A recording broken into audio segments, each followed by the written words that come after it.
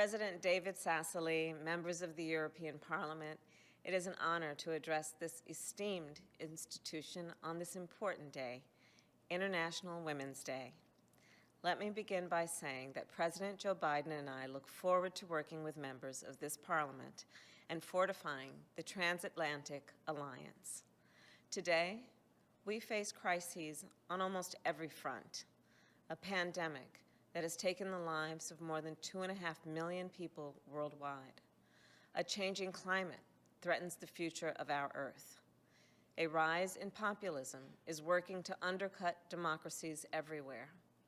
Neither the United States nor Europe is immune from these threats. Today, it is essential that we work together to advance those principles that strengthen democracies, accountability and transparency, the rule of law, and human rights. And let us not overlook the opportunities right in front of us to do that. We know that the strength of our democracies and the strength of every nation on earth depends on the strength of all people. As half of the world's population, women drive major economic growth and major contributions to society. They are scientists who cure disease, and the military members who defend our nations. They are entrepreneurs who create jobs and the educators who shape the next generation. And of course, women are government leaders, from this Parliament's first elected president, Simone Veil, to all the women leaders who sit among you today.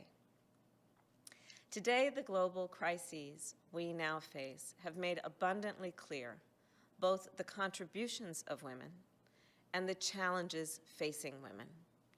Simply put, our world does not yet work for women as it should.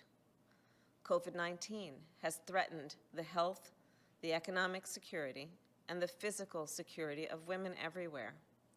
The pandemic has overloaded healthcare systems, making it even harder for women to access the care they need. At the same time, women comprise 70% of the global health workforce, putting them on the front lines and at risk of contracting the virus. Other women have been forced out of the workforce entirely. Women working in often overlooked sectors have been hit the hardest, especially those working in low-wage jobs and those working in the informal economy. Last year, it was reported that globally nearly 3 in 4 domestic workers lost their jobs.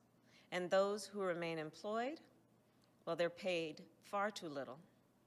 Meanwhile, quarantine measures have meant that women have shouldered an increased burden at home as they care for children day and night. Time in isolation has also increased the risk of gender-based violence while interfering with services for survivors of domestic violence. I understand that last May, this Parliament opened the Helmut Kohl building so that some of these survivors might have a safe place to sleep. I have spent much of my career protecting survivors of domestic violence and child abuse, and I applaud your generosity.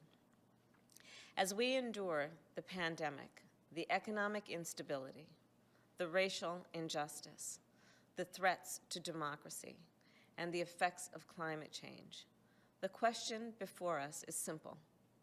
How do we build a world that works for women? I believe we must ensure women's safety at home and in every community. We must ensure that women can access high-quality health care and that those health needs particular to women are addressed.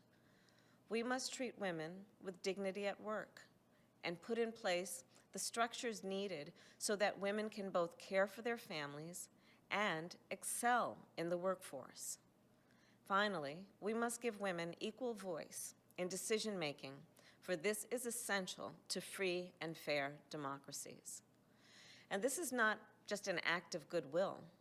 This is a show of strength. If we build a world that works for women, our nations will all be safer, stronger, and more prosperous. This International Women's Day, let us be determined in this effort.